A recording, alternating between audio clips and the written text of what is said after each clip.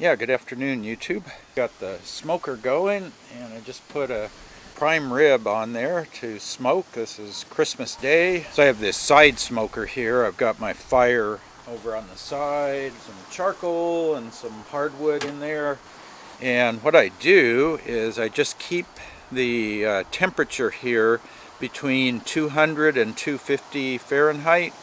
My technique is I'm going to smoke the meat for about 2 hours, maybe 2.5 hours. I don't care about the temperature of the meat or anything. I just leave it, like I say, 2 hours, and then I'm going to take it out of the smoker and I take it inside, put it in the convection oven with a temperature probe, and then finish cooking it that way.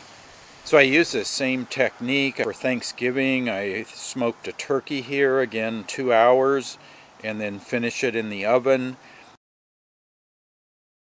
Also do pork roasts and the rib roast here.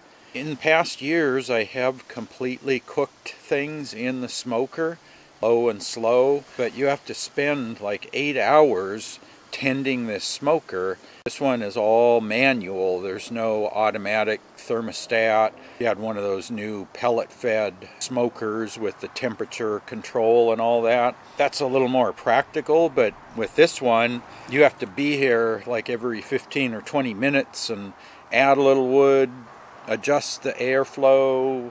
You get the majority of the smoke flavor in 2 hours, and then I finish it in the oven. And I just find it's much easier to do this way, just a lot less hassle. You get all the smoke flavor, and then you can throw it in the oven and do other things for a couple hours. Okay, we're just about done. Work around the last of the coals there. Pretty much all the smoke is done. Burned up all my little pieces of wood. And there we've got the roast. That's about 2.5 hours in the smoker.